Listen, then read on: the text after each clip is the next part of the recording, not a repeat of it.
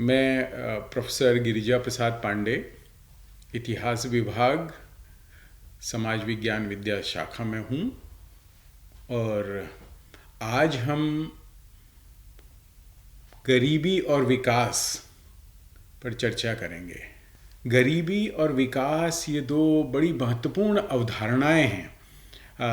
जो आज हमारे पूरे समाज में, दुनिया में व्याप्त हैं और जिसके बारे में बड़ी गंभीर चर्चा होती रही है।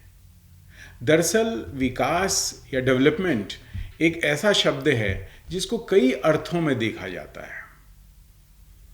और इनके कई सारे संदर्भ भी हैं।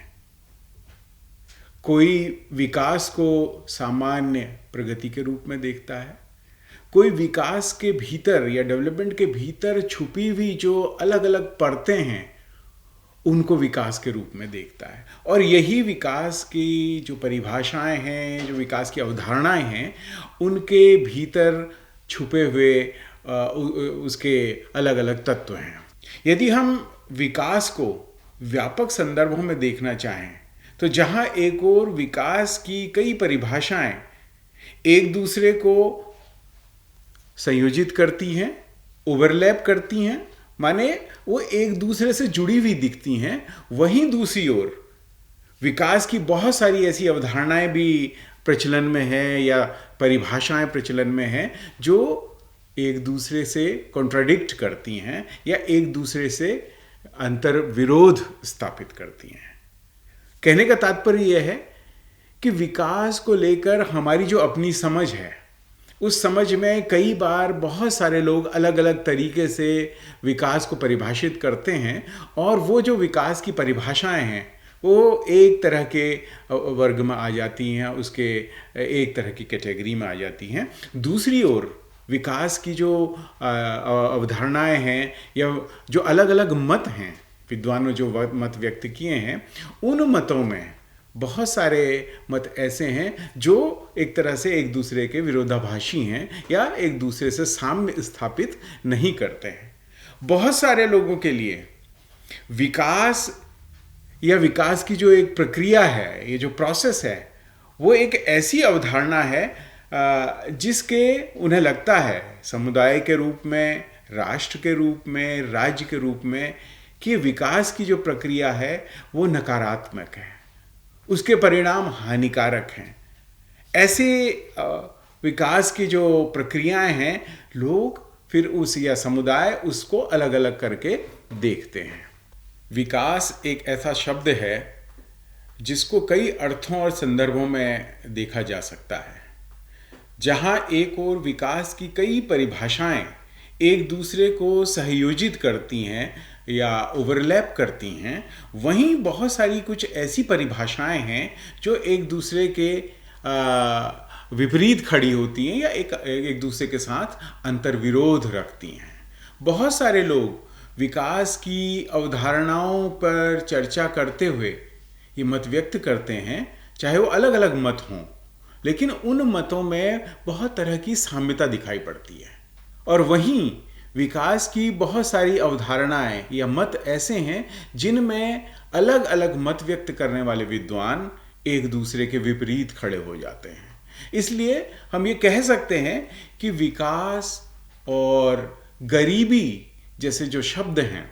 ये अलग अलग अर्थों में, अलग अलग रूपों में हमारे सामने आते हैं। जब हम इनका गहराई से अध्ययन करते हैं तो यह प्रतीत होता है कि बहुत सारे लोगों के लिए विकास प्रक्रिया या विकास या उसके जो परिणाम हैं वो कुछ इस तरह के होते हैं कि कोई समाज, कोई राज्य, कोई देश उसको नकारात्मक रूप में लेता है। अर्थात विकास प्रक्रिया के बहुत सारे ऐसे परिणाम भी हो सकते हैं जो किसी एक इकाई के लिए, समाज के रूप में वो इकाई हो या राज्य के रूप में वो इकाई हो या कि राष्ट्र के रूप में वो इकाई हो, घातक हो सकते हैं। और आज जब हम जलवायु परिवर्तन की बात कर रहे हैं, आज जब हम वैश्विक जलवायु में परिवर्तन को देख रहे हैं, तब इस तरह से विकास की अवधारणाओं पे बहुत नए तरह के विचार, नए तरह के विमर्श, नए तरह के चिंतन हमारे सामने आए हैं। बहुत सारे लोगों के लिए विकास एक तरह से एक ऐसी प्रक्रिया है जिसका अर्थ गलत रूपों में लिया जाता है।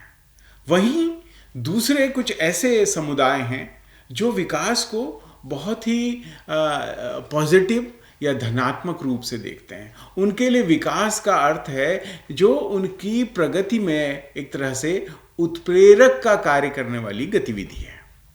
कैटलिस्ट की भूमिका निभा रहा है। तो ऐसी गतिविधि, ऐसी प्रक्रिया जो विकास के नाम पर किसी भी समुदाय, किसी भी समाज, किसी भी प्रांत या किसी भी राष्ट्र को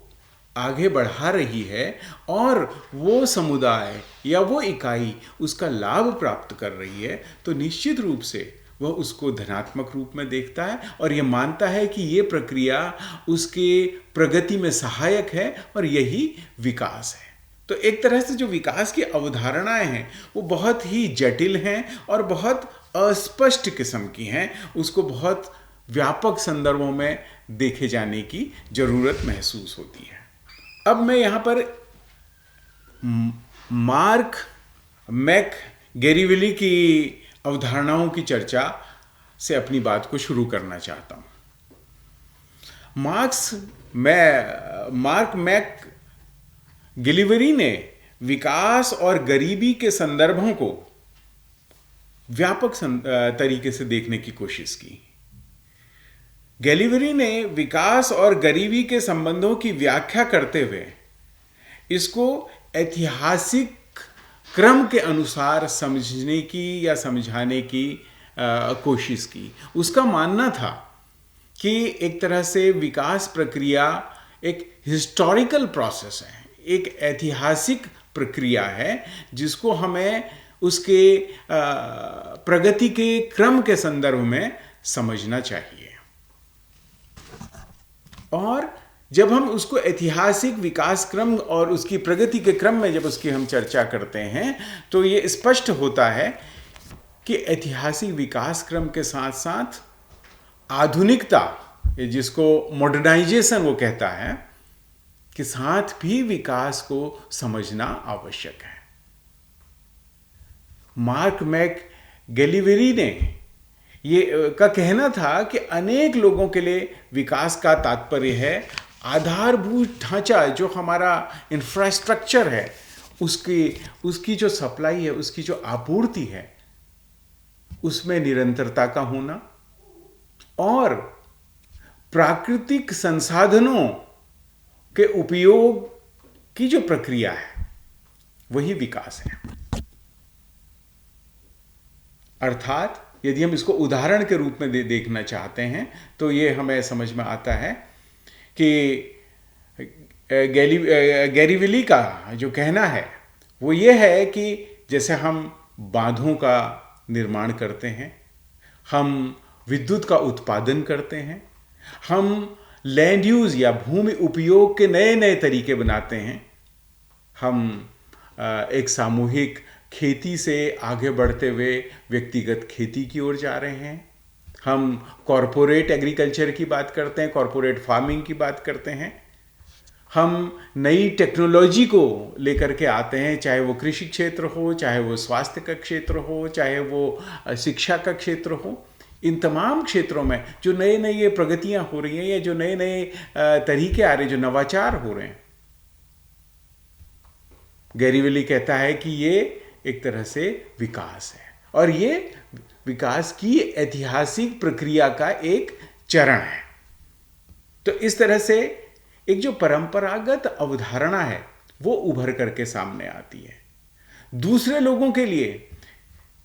इसके विपरीत ये एक तरह से निर्देशित बदलाव की प्रक्रिया है, अर्थात it is directed process of change, it is instructed process of change.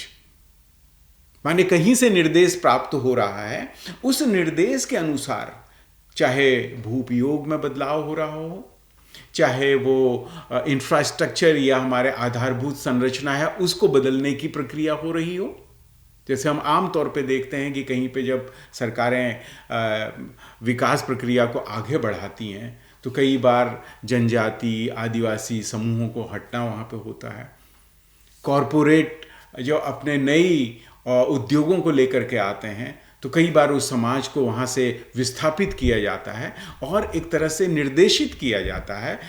उसके ऊपर दबाव डाला जाता है कि वो उस इलाके को छोड़ दे ताकि वहाँ पर एक नए तरह की प्रक्रिया शुरू हो। तो कुछ लोगों का ये मानना है कि विकास एक तरह से, या जो आधुनिक विकास है जिसको हम ये कह रहे हैं कि मॉडर्नाइजेशन के लिए हम जिन गतिविधियों को कर रहे हैं, जिन प्रोसेसेस को कर रहे हैं, वो प्रोसेस विकास का ही एक रूप है। और बहुत सारे लोग या परिभाषाएं ये कहती हैं कि विकास दरअसल एक समग्र रूप में मनुष्य का विकास न हो करके एक निर्देशित प्रक्रिया है जो कहीं से निर्देश प्राप्त करके आगे बढ़ती है। अब हम एक और चर्चा करते हैं 1950 से 1960 के बीच में, या 50 के और पिछली शताब्दी के 50 के और 60 के दशक में इस पर बहुत विमर्श हुआ और अकादमिक स्तर पर, नीति नियंताओं के स्तर पर इसमें व्यापक बहस एक तरह से हुई और ये डेवलपमेंट स्टडीज़ के रूप में डेवलपमेंट को देखा जाने लगा कि कैसे हम विकास को परिभाषित करें, और यदि हम मनुष्य समाज को आगे बढ़ा रहे हैं, उसकी विपन्नता को समाप्त करने की कोशिश कर रहे हैं, तो गरीबी की अवधारणा क्या हो, पॉवर्टी हम किसे कहेंगे, और डेवलपमेंट किसे कहेंगे, और इसको एक अकादमिक स्तर पर किस तरह से इसका विश्लेषण करेंगे, किस तरह से इसको समझेंगे। तब नई नई तरह की अवधारणाएं एक तरह से सामने आई। और ये जो अवधारणाएं थी ये 19वीं शताब्दी में पश्चिम में जो औद्योगिकीकरण हुआ था उसके परिणाम स्वरूप उभर करके आई। तो कहने का तात्पर्य है कि जो विकास को लेकर के पूरी दुनिया में वैश्विक स्तर पे जो अवधारणाएं विकसित हुई, जो उसको परिभाषित किया जाने लगा, उसमें सबसे महत्वपूर्ण भूमिका पश्चिम में होने वाले एक तरह से औद्योगिकीकरण की महत्वपूर्ण भूमिका रही। क्योंकि अब समाज रूपांतरित हो रहा था, एक खास तरह की उत्पादन प्रणाली से, एक खास तरह की उत्पादन प्रक्रिया से निकल करके अब वो औद्योगिकीकरण की प्रक्रिया में शामिल होकर नई तरह की उत्पादन प्रणाली में या नए तरह के आर्थिक प्रणाली में प्रवेश कर रहा था। और उस प्रवेश के साथ ही अब विकास को नए संदर्भों में देखा जाने लगा। तो ये जो आधुनिकीकरण और ऐतिहासिक विकास का कार्यक्रम था, इसको लेकर जो परिभाषाएं आई उसमें दो तरह के विचार या दो तरह की विचारधाराएं या दो तरह के विश्लेषण महत्वपूर्ण रहे। एक विश्लेषण था वॉल्ट रोस्टोव का और दूसरा विश्लेषण था कार्ल मार्क्स का।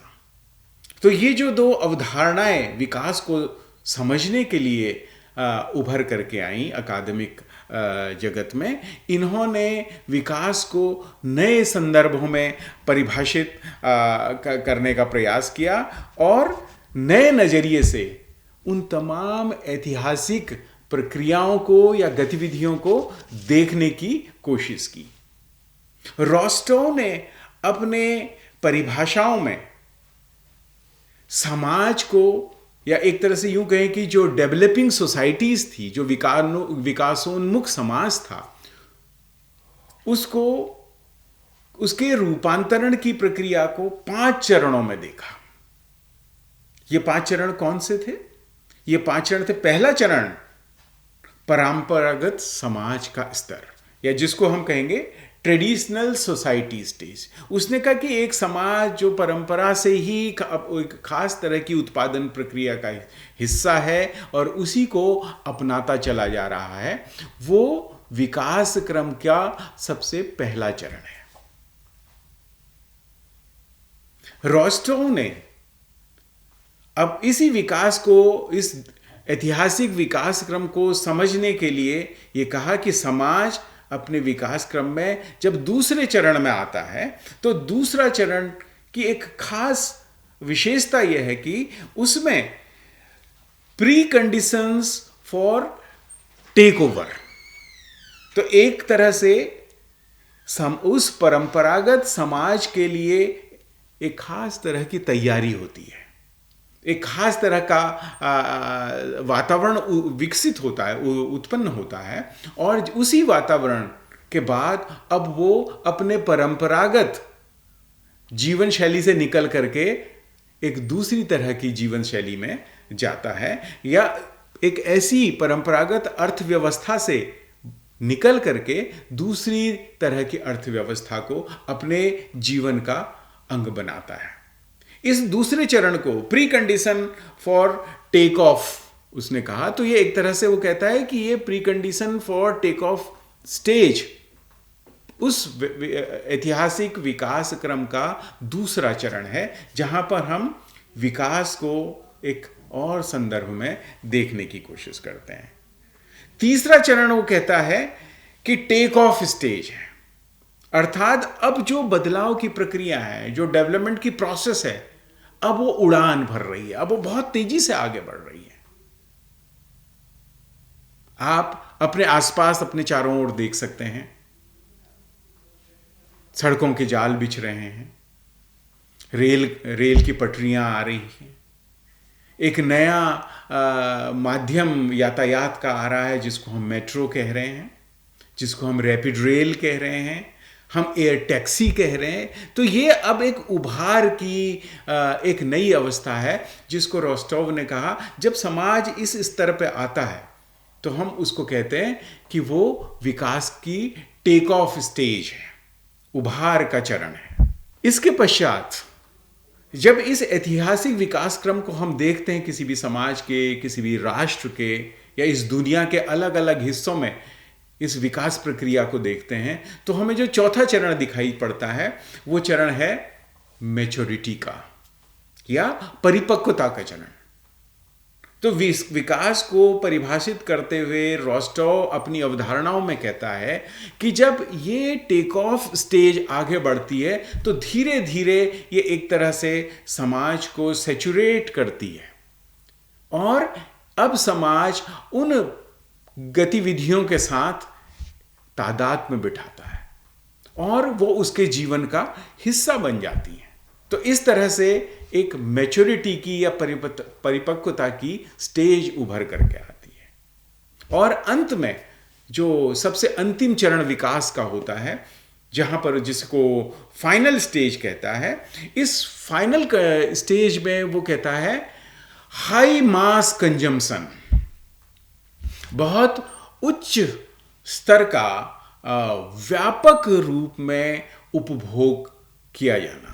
अब जितनी भी तरह की नई चीज़ें आई हैं, चाहे वो टेक्नोलॉजी आई है, चाहे वो इंफ्रास्ट्रक्चर इवॉल्व हो करके आया है, चाहे वो बहुत तरह के संसाधन उभर करके आए, तो अब बहुत बड़े स्तर में समाज उसका उपयोग करने लगता है।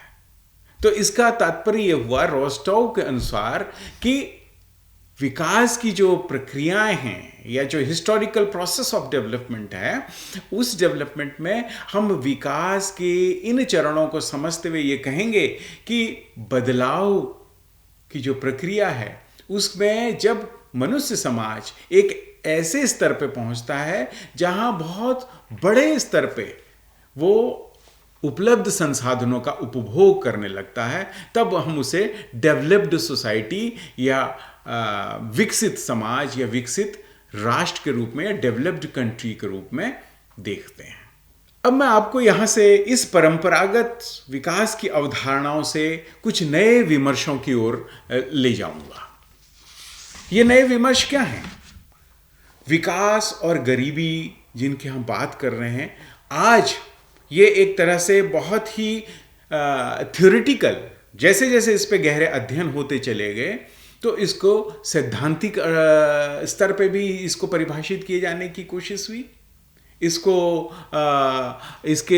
इसको आर्थिक रूप से भी इसका विश्लेषण किए जाने की कोशिश हुई, और विकास को राजनीतिक संदर्भों में भी अब देखा जाने लगा। कहने का तात्पर्य यह है कि विकास की अवधारणाएं, जहां एक और ये जो परिभाषाएं थी, हम विकास किसको कहें, एक और तो हमने अभी रोस्टोव की यदि हम परिभाषा को देखें तो रोस्टोव ने जो कहा वो ये कहता है कि जब हाई मास कंजम्पशन शुरू हो जाता है तो इसका मतलब है कि हम विकास की पूर्ण स्थिति की ओर पहुंच गए हैं। लेकिन विद्वानों ने कहा नहीं, ऐसा नहीं है, हमें इसको और व्यापक संदर्भों में समझना होगा, और इन व्यापक संदर्भों में समझने के लिए यह आवश्यक है कि हम उसके राजनीतिक अर्थशास्त्र को भी समझें, क्योंकि विकास न केवल सैद्धांतिक है बल्कि विकास राजनीतिक भी है। और आप देखते हैं कि पूरे राजनीतिक व्यवस्था के भीतर कैसे आधारभूत संरचनाओं को किन इलाकों में ले जाया जाए, कौन बड़े बड़े ऊर्जा स्रोतों का निर्माण करें, उसका व्यापार विनिमय करें, कौन उसका उपभोग करें, कैसे नई तरह की प्रणालियां, नई तरह की प्रौद्योगिकी समाज के लिए लाई जाए। इन तमाम तरह के विचारों पे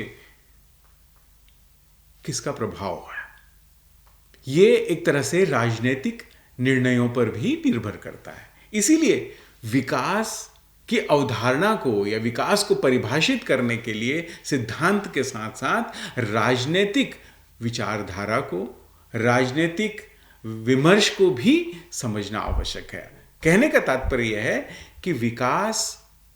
राजनीतिक व्याख्या के साथ भी संबद्ध है और विकास सैद्धांतिक व्याख्या के साथ भी संबद्ध है। तो इस तरह से यदि हम देखें तो विकास की अवधारणा न केवल अस्पष्ट है, which is not very clear,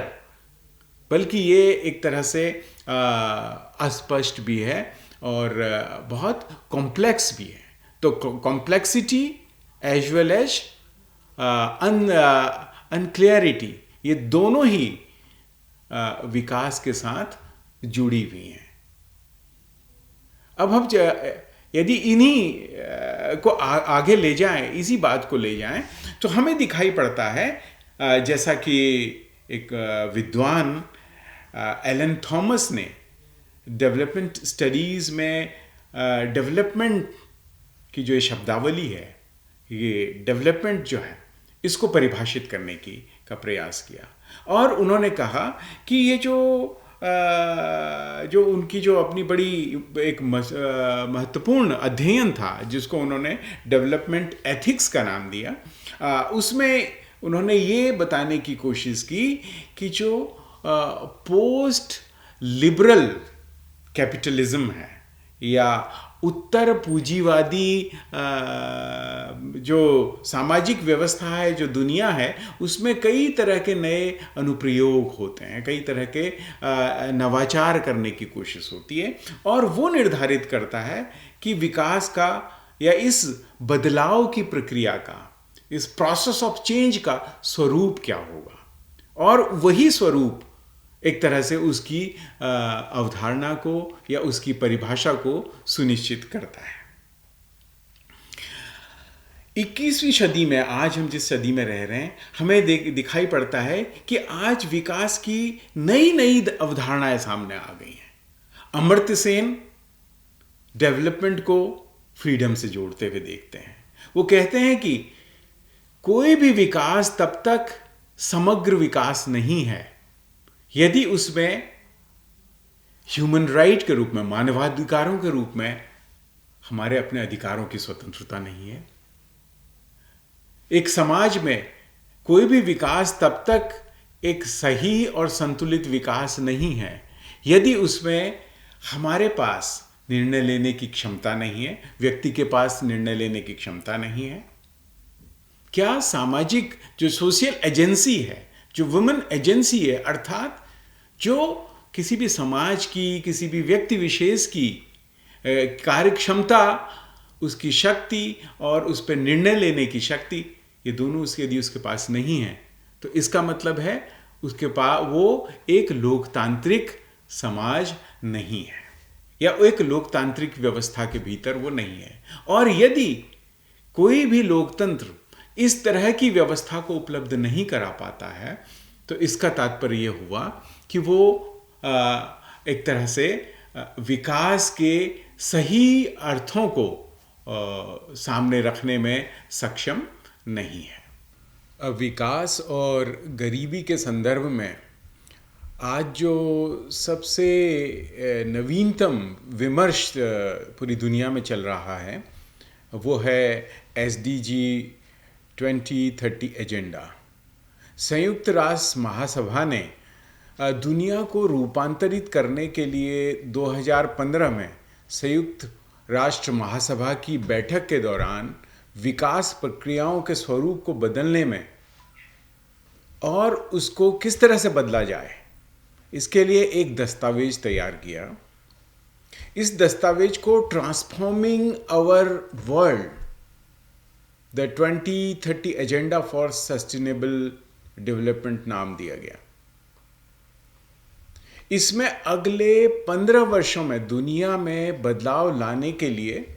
17 उद्देश्य तय किए गए और इन उद्देश्यों को पाने के लिए 169 लक्ष्य निर्धारित किए गए। तो एक तरह से अब दुनिया में गरीबी के उन्मूलन या जिसको हम कहेंगे पॉवर्टी एलिमिनेशन और डेवलपमेंट और ख़ास तौर पे सस्टेनेबल डेवलपमेंट, सतत दीर्घ स्थायी विकास,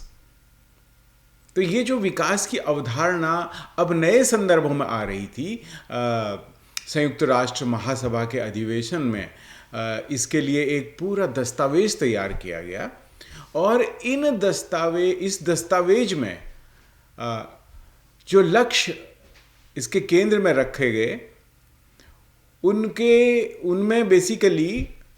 इन लक्ष्यों के केंद्र में मानवाधिकारों को सुनिश्चित करना, लैंगिक समानता लाना, महिलाओं और बालिकाओं का सशक्तिकरण जैसे उद्देश्य रखे गए। यह कहा गया कि ये तीनों ही उद्देश्य आपस में जुड़े हुए हैं और सतत विकास के 3 आयामों जैसे आर्थिक, सामाजिक और पर्यावरणीय आयाम, इनके बीच में संतुलन स्थापित करते हैं। मैंने अभी आपसे इस बात का जिक्र किया था कि अमर्त्य सेन ने भी जब स्वतंत्रता और विकास के संदर्भ दिए तो उन्होंने भी इन्हीं बातों को सामने रखा कि किसी भी समाज में विकास या किसी भी समाज से भुखमरी तभी गायब हो सकती है, तभी हटाई जा सकती है या विकास को सही संदर्भों में आगे बढ़ाया जा सकता है जब हम उसको अनेक परिप्रेक्ष्यों में देखें, उसको हम उसके सामाजिक, उसके आर्थिक और राजनीतिक परिप्रेक्ष्य में उसको देखें और जब कई तरह की स्वतंत्रताएं और ख़ास तौर पे जो इंडिविजुअल एजेंसी है उसकी जब तक भूमिका स्थापित नहीं होगी तब तक हम सतत विकास की कल्पना नहीं कर सकते हैं। और संयुक्त राष्ट्र ने भी अपने इस एजेंडा 2030 में जो 169 लक्ष्य निर्धारित किए उसका भी मूलतः उद्देश्य 15 वर्षों में संपूर्ण मानवता और इस ग्रह के लिए विशिष्ट महत्व के मामलों को प्राप्त करने के लिए एक तरह से समाज को या व्यवस्था को या गवर्नेंस सिस्टम को प्रेरित करना था। ऐसा इस एजेंडा ने अपने विमर्श में इस बात को कहा। SDG गोल्स में 5 P पर विशेष ध्यान दिया गया, जैसे पीपल, लोग, गरीबी और भुखमरी को समाप्त करने के लिए इसमें संकल्प लिया गया और सभी व्यक्तियों को समान रूप से समानता, सम्मान और स्वस्थ वातावरण उपलब्ध कराना एक तरह से इसका लक्ष्य रखा गया ताकि वे सम्मान के साथ अपनी क्षमताओं का उपयोग कर सकें। अर्थात वो अपनी जो कैपेसिटी है, अपनी जो कैपेबिलिटी है, उसका उपयोग विथ फुल डिग्निटी कर सकें। जो दूसरा P था वो भी इसमें प्लेनेट को लिया गया, अर्थात जो ये पृथ्वी ग्रह है, यदि हम इसकी सुरक्षा का संकल्प नहीं लेंगे, आज जिस तरह से जलवायु परिवर्तन हो रहा है, हमारे जो संसाधन हैं वो बहुत तेज़ी से गायब हो रहे हैं, एक जैव विविधता में एक बहुत बड़ा इस समय संकट उभर करके आ रहा है, पृथ्वी के अस्तित्व को एक तरह से चुनौती मिल रही है, उसके सामने एक बहुत ही कठिन स्थिति पैदा हो रही है। तो इस एजेंडा में इसको भी प्राथमिकता के स्तर पर समझे जाने की और इसको सुरक्षित रखने के लिए संकल्प लिया गया। जो तीसरा पी इसमें हम देखते हैं वो पी प्रॉस्पेरिटी था, अर्थात समृद्धि, एप्युलेंस विथ इक्वलिटी, कि इस एजेंडा के माध्यम से हम विकास की उन प्रक्रियाओं को आगे बढ़ाएं जिससे व्यक्ति समृद्ध हो और संतुष्टि का जीवन जी सके, अर्थात समाज में समृद्धि आए, प्रॉस्पेरिटी आए, साथ में वो प्रॉस्पेरिटी फुलफिलिंग हो। ये नहीं कि समाज में एक हिस्सा तो समृद्ध होता चला जा रहा है और दूसरा हिस्सा लगातार गरीब होता चला जा रहा है। साथ ही जिस तरह की समृद्धि हम लाना चाहते हैं समाज के भीतर, वो समान हो और उससे जीवन में संतुष्टि प्राप्त हो सके। तीसरा जो चौथा जो महत्वपूर्ण पी है वो था पीस। आज हम देख रहे हैं संसाधनों की लूट के लिए या संसाधनों पे जबरन अधिकार करने के लिए दुनिया के अलग अलग समुदायों में संघर्ष चल रहा है। और ये संघर्ष केवल उन समुदायों के बीच ही नहीं है, बल्कि राष्ट्रों के बीच भी संकल्प चल रहा है। हम देख सकते हैं कि मध्य पूर्व में किस तरह की स्थितियां आज पैदा हो गई हैं। पूरा यूरोप, पूरा पश्चिम एशियाई इलाका हमें दिखाई पड़ रहा है कि वो एक तरह के अशांति का क्षेत्र बन चुका है। और दुनिया में यदि हमें स्थायी विकास करना है, दीर्घ स्थायी विकास करना है, तो उसके लिए आवश्यक है कि दुनिया में शांति स्थापित हो। तो SDG 2030 में ये लक्ष्य निर्धारित किया गया कि अब हम विकास प्रक्रियाओं में जो हमारे 17 हमने उद्देश्य अपने स्थापित किए हैं, उन उद्देश्यों को प्राप्त करने के लिए शांति होना अत्यंत आवश्यक है। इसी तरह से कोई भी समाज तब तक सतत विकास प्रक्रिया में बेहतर तरीके से हिस्सेदारी नहीं कर सकता है, भागीदारी नहीं कर सकता है, जब तक कि उनके बीच पार्टनरशिप स्थापित न हो, एक दूसरे के साथ सहयोग करने की, एक दूसरे के साथ भागीदारी करने की स्थितियां पैदा न की जाएं। इसलिए इस SDG गोल्स में इस बात पर भी विशेष ध्यान दिया गया और इसको प्राप्त करने का संकल्प लिया गया कि समस्त विकास प्रक्रियाओं में पार्टनरशिप या भागीदारी एक महत्वपूर्ण आयाम होगा और इसको प्राप्त किए जाने का संकल्प हम सब दुनिया के देश लेते हैं। तो इस तरह से देश आपस में भागीदारी भी करेंगे, शांति स्थापित करने के लिए प्रयास करेंगे, समूची मानवता के लिए समृद्ध और फुलफिलिंग या संतुष्टि वाला जीवन जीने के अवसर उपलब्ध कराएंगे, अपने ग्रह को, पृथ्वी को सुरक्षित रखने का भी हम संकल्प लेते हैं और अंततः हम जितने भी लोग हैं इस दुनिया में उनको एक तरह से उनके जीवन को सम्मान के साथ जीने की लिए जो आवश्यकताएं हैं, जिस तरह का विकास किया जाना है, उस विकास को सुनिश्चित करेंगे। तो इस तरह से हम देखते हैं कि गरीबी और विकास को लेकर के पूरी दुनिया में अलग अलग कालखंडों में अलग अलग तरह की बहस निकल कर के सामने आई। विद्वानों ने अपने अपने तरीके से विकास की अवधारणाओं की व्याख्या की और उसका अंतर संबंध गरीबी के साथ देखने की कोशिश की। और ये समझने की कोशिश की या उन सिद्धांतों को सामने लाने की कोशिश की कि ये दोनों एक दूसरे से जुड़े हुए हैं, एक दूसरे से इंटर रिलेटेड हैं। यदि विकास समग्रता में समानता के साथ नहीं होगा तो निश्चित रूप से गरीबी, भुखमरी ये आगे बढ़ेगी। पॉवर्टी एक तरह से उसका उन्मूलन नहीं किया जा सकेगा। तो मैं समझता हूं कि यदि हम विकास को व्यापक संदर्भों में देखें और सतत दीर्घ स्थायी विकास की परिकल्पना करें तो हमें उन तमाम तरह के राजनीतिक, सामाजिक, आर्थिक और पर्यावरणीय आयामों को भी विकास प्रक्रिया के साथ जोड़ करके देखना होगा। धन्यवाद।